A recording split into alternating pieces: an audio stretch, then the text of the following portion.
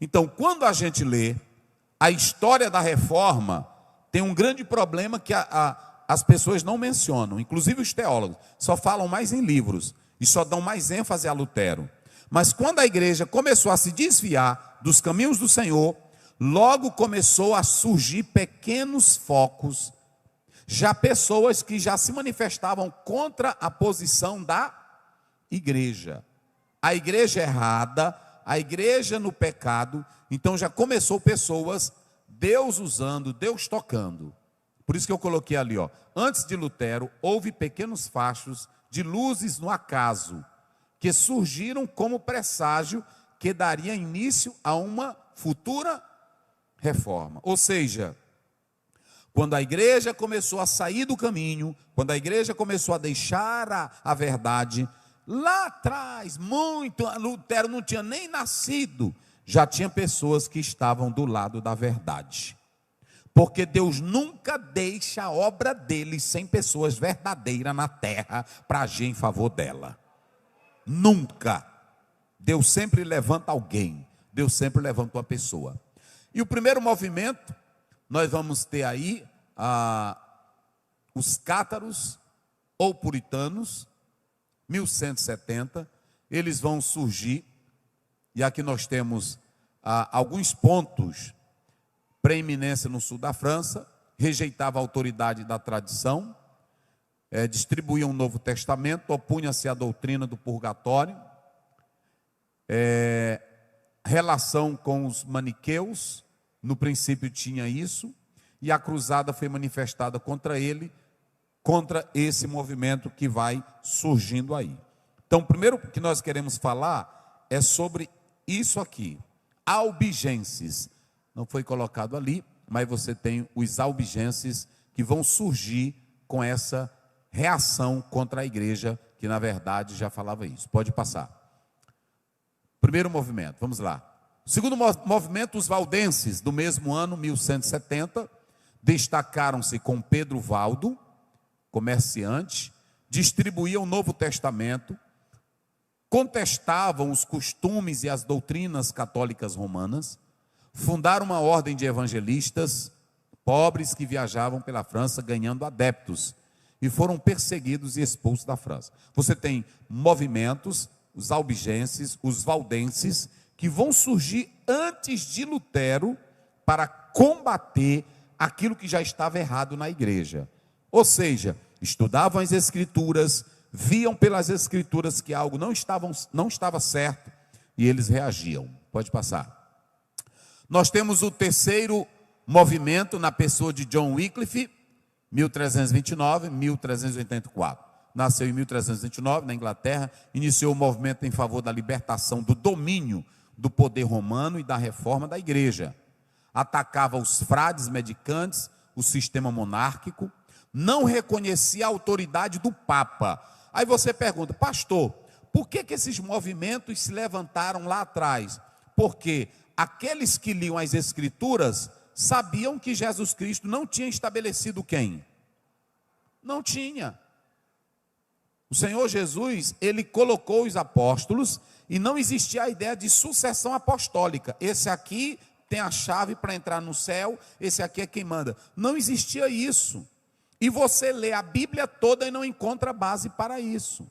Aí alguém diz assim, mas a tradição da igreja é maior, quem manda é a igreja. Ou seja, a igreja cria a Bíblia, não senhores. A Bíblia está acima da igreja, porque a Bíblia é a revelação de Deus. Então você tem os albigenses, você tem os valdenses, e você tem em terceiro lugar aqui, você tem o John Wycliffe, alguns falam Wycliffe, mas você observa que ele se opunha a um sistema que vinha combatendo a palavra de Deus. Traduziu o Novo Testamento para o inglês em 1380, traduziu o Antigo Testamento antes da sua morte. Seus discípulos foram chamados Lollardos. A sua pregação e tradução da Bíblia prepararam o caminho para quem? Para a reforma. Então, quando vai chegar Lutero, que nós vamos chegar daqui a pouco em Lutero, lá atrás já tinham pessoas, movimentos que eram contra o que a igreja vinha fazendo. pessoas que se congregavam, pessoas que estavam ali unidas e liam a Bíblia e viam que a igreja não estava andando pelo caminho correto. Olhem para mim aqui. É tipo hoje, eu não prego aqui toda terça-feira, os pastores não pregam nas áreas, mas o crente começa a olhar e vê que o pastor não está de acordo com a Bíblia. Se esse pastor não está de acordo com a Bíblia, ele já está contrariando os princípios da palavra de Deus. Agora há pouco eu falei que nós devemos dar apoio a todo ministério, mas é importante saber se esse ministério segue a palavra de Deus. Olhem para cá, nenhum desses homens aqui queriam abrir igreja por abrir igreja. A reforma não estava baseada em princípio de raiva, de grandeza, de poder. Porque tem irmão hoje que ele quer abrir igreja, é porque ele está com raiva do pastor.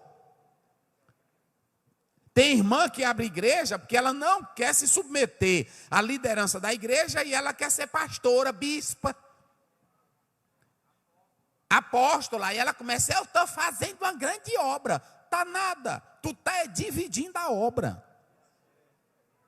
É um bocado de diácono que não sabe nem o que é Novo Testamento, que aí ele quer ser pastor.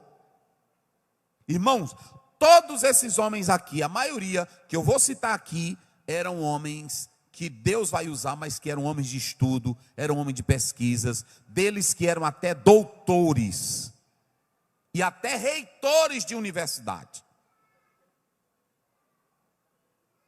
Então não era uma pessoazinha de nada. Aí tem irmã que se zanga, aí pronto, aí eu vou abrir uma igreja ali. É contra essas coisas que nós manifestamos. Hoje a reforma, que muitos estão dizendo que estão fazendo, está fora do padrão da Bíblia. Então quando você olha lá atrás, esses homens viram que a igreja estava criando doutrinas que não tinham nada a ver com a palavra de Deus. Mas vamos dar um exemplo aqui. Eu estou pregando aqui o evangelho. Todo o trabalho nosso tem a reunião de pastores. Tem a reunião aqui de liderança, dos diáconos. Aí tudo que a gente vai fazer, a gente pergunta para o irmão. Aí o irmão quer ser diácono, não faz nada na obra, a gente vai reclamar. Ele se zanga, eu vou abrir uma igreja. É de Deus? Não é não, meu irmão, estou logo dizendo para ti, não é de Deus coisa nenhuma.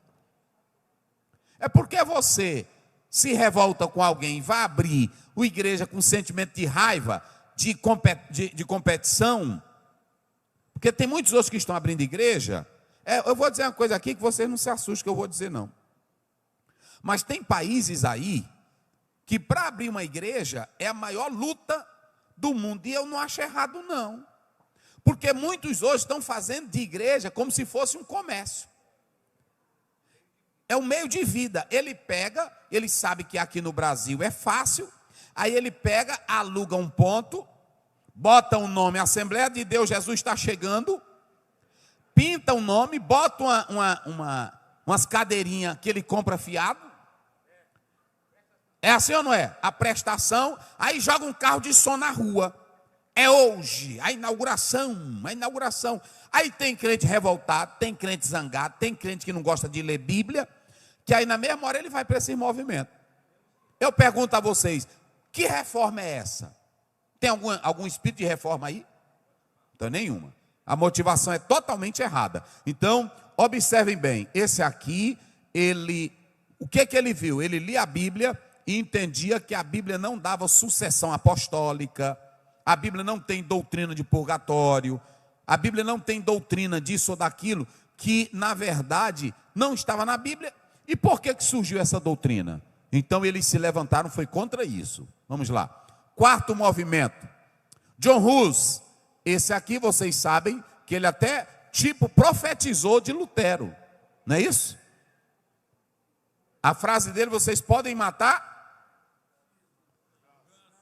um ganso, mas daqui a 100 anos, pronto, vai surgir esse sino. Então veja bem, que esse aqui, olha aí, nasceu na Boemia, 1369, martirizado em 1415, leitor das obras, olha aqui, irmãos, ele era leitor da obra de quem? De Wycliffe. Olha, pastor Marcos, como era interessante. eles iam analisando as obras dos outros para ver no que a igreja estava errada. Pregou as mesmas doutrinas de Wycliffe, proclamando a libertação de todos da autoridade papal. Tornou-se reitor da Universidade de Praga. Exerceu a influência na Boêmia, mas foi excomungado pelo Papa, condenado e queimado em 1415, após o Concílio de Constância. Esse aqui era um homem de Deus, era consagrado, pregava o Evangelho, mas quando foi confrontar que a igreja estava pregando a doutrina errada, ele então se levantou contra, o papado se levantou contra ele e mandou queimá-lo. Mas foi um homem que Deus usou. Aqui são pré-reformadores. Vamos lá. Quinto, aqui nós temos Jerônimo Savonarola, 1452, 1498. Monge dominicano em Florença, Itália, chegou a ser prior do mosteiro de São Marcos, pregou contra a igreja. Ele pregou contra o quê? Não, leiam bem forte. Pregou contra o quê? Os males sociais. E o que mais? E político do seu. Naquela época, olhe para cá, a igreja legalizava em nome do evangelho muita coisa errada. Por exemplo, nós mesmos que somos negros, a igreja, inclusive até os americanos, usaram a Bíblia para escravizar os negros. Alguns padres pregavam a legalização da escravidão, usando o quê? Usando a Bíblia contra os negros. Agora imagine, tinha igreja adorando a Deus, como na América, e escravizando o negro em nome da fé. Eu li de um autor que isso aqui, mal interpretado, é uma bomba na mão de uma pessoa. Então, muito cuidado com os ensinos errados. E aqui você vê que esse homem, ele pregava contra os males sociais. Eu disse ontem no Suriname, mas a energia faltou. Mas eu disse lá uma coisa, que você não vê hoje profeta pregando sobre males sociais. Você só vê profeta dizendo, Deus vai te dar uma chave, aquele negócio está mudando. João Batista pregava contra os males sociais. Dificilmente nós pregamos sobre males social. E todos os profetas da Bíblia, a maioria pregava contra os males sociais. Eclesiásticos, muita desordem na igreja e também políticos do seu tempo. As catedrais se enchiam para ouvir esse homem pregar e também ensinar. Foi excomungado pelo Papa, preso, condenado e enforcado em 1498. Isso aconteceu 19 anos antes que Lutero pregasse as 95 teses em Wittenberg. Então você tem aqui 5 movimentos que surgiram antes de Lutero. Não se esqueçam mais, digam comigo, qual é o primeiro? Albigenses. Qual é o segundo? Valdenses. Qual é o terceiro? John Wycliffe. Qual é o quarto? John Hus. E qual é o quinto?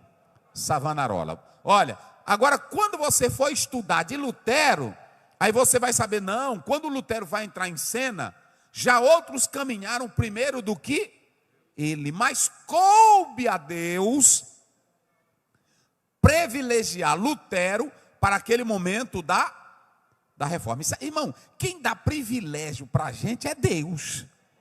É por isso que, olha, Paulo diz assim, pela graça de Deus eu sou o que eu, e ele disse, eu plantei Apolo, mas Deus é quem dá o quê? O quê?